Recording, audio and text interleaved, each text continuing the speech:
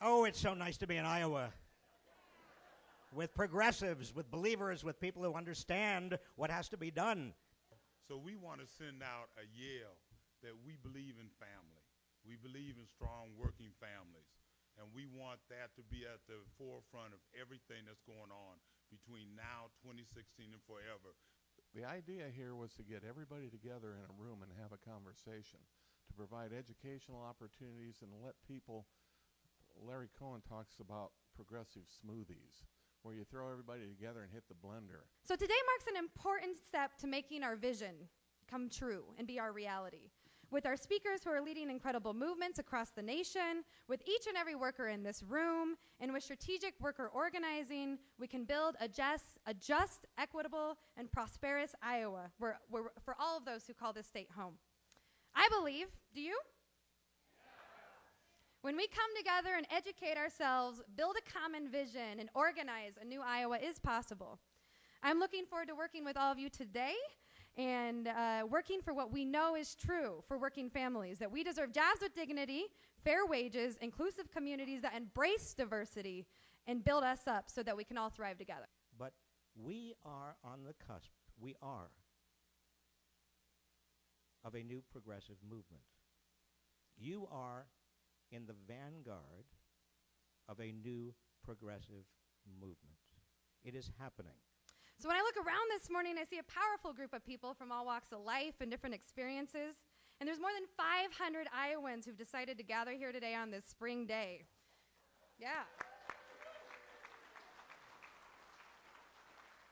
Normally, on our Saturdays in the spring, we might, be at home working in our garden, be at work, or even be at home with our family. So what's the big deal? Why are we all here? I'm sure some of us are here because we want to see our friend Robert Reich, which is a great reason. But I also think there's a lot of us here today because when we look around at our communities and jobs, and when we live the experiences of the racial and gender inequity, and when we're navigating our school system, something doesn't seem right. The whole picture seems awkward and skewed, and it's not really working or looking like it should. And when taken as a whole, these things don't really reflect the vision we have for Iowa. So we've come here today for one uniting purpose, and that's to do something about it, right? So we're here today because we've decided we won't be bystanders. We won't watch on the sidelines as the economy continues to work for the rich and the well-connected. We won't sit on our hands while major corporations reap in profits while full-time workers still need public assistance to feed their families. We won't be idle when students must face their futures with dreadful, crippling debt. And we won't be silenced when families are separated by a broken immigration system. And finally, we will no longer accept that women and people of color are still facing the same economic barriers as they did 35 years ago. But by being here and joining together with other like-minded groups and people, we're saying we're not going to take it anymore, right? We're going to work for change. And we have a different vision for Iowa. I think that vision looks like this. So I think that vision looks like where the fruits of our labor are actually reflected in our paychecks, and we get to pay our mortgage or our rent, pay all of our bills, and even put some money in savings. We have a vision where the economy works for the poor and the working class, where immigrants are welcomed into our communities and treated with dignity. We have a vision where employers who commit wage theft face criminal charges, and workers who face back are protected from retaliation.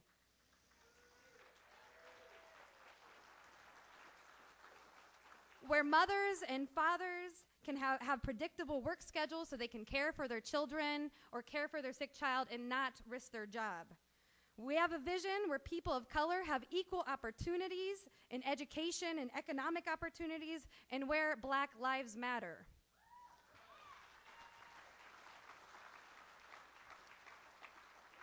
We have a vision where students, so many students today are graduating, by the way. We have a vision, though, where students are proudly throwing up those graduation caps and not worrying about crippling debt, right?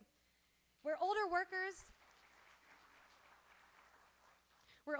are rewarded for their safety and security with a comfortable retirement. And finally, we have a vision where all workers can organize and have a union. Students are paying 12, 13, 14% on those student debts. Let them refinance at 3 or 3.5%, which they could do right now, today, if the law allowed them to do that. This is a perfect example of what we see every day at the Center for Worker Justice. We focus on educating workers on how to organize with allies to hold dishonest employers accountable. So far, we've recovered more than $13,000 in unpaid wages, and we're not stopping until every worker gets paid all the money they've earned. You know, the reason I came to Iowa is because you guys get to ask the questions. I don't. I'm in California. I don't even see anybody. You think a single presidential candidate ever comes to California? Yeah, they come to troll for millionaire money occasionally, because there's some millionaire Democrats in California. But they don't come to talk to anybody. This fight on trade is definitely the biggest economic fight in the country right now. And even in Iowa, where I can't say to you, this Democratic member of Congress needs more work because the one Democrat you have here is fine, we shouldn't let the Republicans sit. And just as importantly, in the coming weeks, these presidential candidates will continue to parade through here. And we need to chase them down, regardless of their party. And we need to say to both of them, both parties, the whole world is watching you. Which side of this trade deal are you on? Silence doesn't work. Republicans are not our enemies. Can I just I know I look at your faces, you're so skeptical when I say that. No, they're not your enemies. They're not your enemies. The enemies are, we are progressives. The enemies are the people who want to take us back to the 19th century. They are regressives. They are regressive. But most of all, people are cynical about, and this is dangerous, they're cynical about politics. This is where the regressives have won the most. They have created a country that is a democracy and one of the world's oldest and most functional democracies. It was. And they've turned us into cynics about our own government and our own political process. So most of all, when you talk to candidates, you've got to talk to them about how exactly they are going to get big money out of politics. What exactly are they going to do? And by the way, I will believe a corporation is a person when Texas executes a corporation. It's not just cynicism, it's also the divide and conquer. Because you've got demagogues, starting with Fox News and hate radio, and right into a lot of the regressive precincts, and what they're doing is they're saying, your frustration, your anger, your cynicism, I understand it. You know why? It's because of them.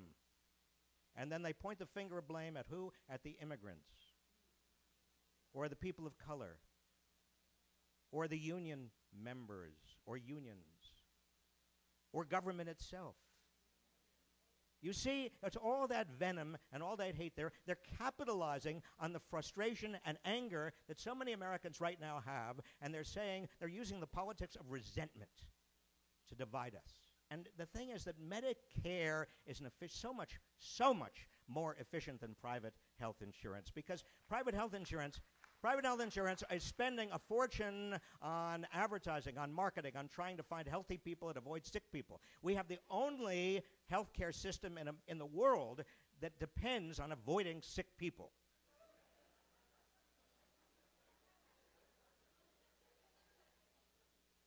So what we really ought to do is make it Medicare for all. That's the way we ought to go. So a billionaire pays the same Social Security tax as somebody earning $118,500. Why don't we scrap the cap? In fact, we ought to expand Social Security. We ought to expand Social Security. There's this bizarre propaganda machine that says somehow rich people need more money in order to have proper economic incentives, and poor people need less money. Well, that doesn't make any sense economically. You want to actually create a situation in which poor people can aspire to have more money. You want to reward work and not reward wealth. For us at the labor movement, our agenda is raising wages. And by that, we don't mean just raising the minimum wage up. Raising wages encompasses a lot of things. Because we know we can't raise wages as long as we're always engaged in bad trade agreements which drag our wages down. We can't raise our wages. Listen to me now. We can't raise our wages as long as we have 11 million people in this country who cannot stand up and fight for their right at the workplace because they don't have a piece of paper. We cannot raise our wages unless in genuine way fix our problem with immigration and find a pathway for citizenship for the millions. For the millions who are just like us. They go to church with us, their kids go to school with us, they do everything with us, they are at the shopping mall with you. They just don't have a piece of paper which says they are Americans. In every way, they are just like you. I'm an immigrant myself. And this is an issue that's very close to my heart. But even if you don't care about them, care about yourself, because that is dragging your wages. And when we left them out of from the shadows, and when they are lining up alongside us and fighting for what's right, we all win. That's why it's important, and the next president needs to understand that deeply.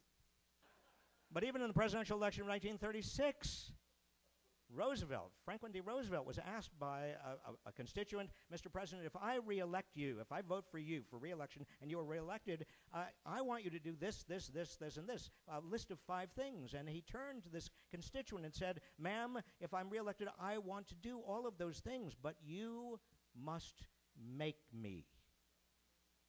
And he meant, even in the depths of the Depression, people had to be mobilized and organized and energized and activated.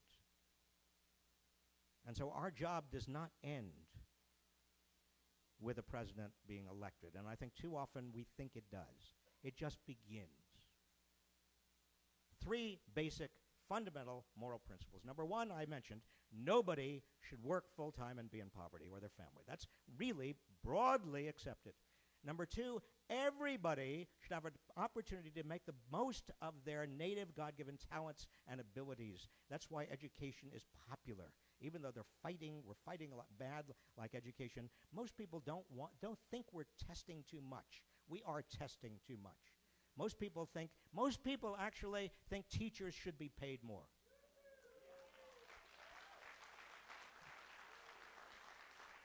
And the third moral principle, and I'll end on this one, is that we should not have a privileged aristocracy in this country. This is something the founding fathers of our republic understood and fought for in the Revolution and beyond. But we are on the way to creating a permanent privileged aristocracy. And that's why raising the inheritance tax back to what it was in the 1990s is so important. That's why we need to bust up the big banks. That's why we need campaign finance limits and reform. We've got to prevent a permanent privileged aristocracy from forming in this country. These are basic moral principles that everybody agrees. It's you on the front line. That's why I came to Iowa. It's you. I'm here because I believe in you. And I need you, and the country needs you. So don't let us down. Thank you. A fair day's work is a fair day's pay, but we have to organize to make that happen. Our country has never been as rich as it is today. We just produced the largest amount of billionaires last year than in any year ever. But also last year, we produced the most amount of people living under poverty. There is something wrong with that picture. This is my country. This is your country. We dictate the destination of that country, the destiny of that country. When we work together, no Supreme Court is going to stop us. No White House is going to stop us. No politician is going to stop us. No corporation is going to stop us. This is our country, and we'll own it back. But if we stay together, if we work together, and if we create a movement like Larry Cohen talked about this morning together, Iowa, I'm proud of you. Thank you for being here all day. This says a lot of things. Let's trust in each other, not in politicians, and we will win. Thank you so much. We're here to talk about issues. We're not talking about this candidate or that candidate, because fundamentally, regardless of what party you are in, independents are concerned about their children's student loan debt. Republicans are concerned about their parents' ability to survive and prosper in retirement. Democrats are concerned about infrastructure. You strip away those labels. If you strip away those labels, we're all Iowans here. What is it that we can collectively agree on? And let's go get it done. We're ready to stand up and fight back. We know that as working class families, we're under attack. And we know what we do when we're under attack. We do stand up and we do fight back. And together here in Iowa and across the country, we can win. Thank you, Iowa and the Working Family Summit. Everybody here has stood up and fought back. We stand up, fight back, stand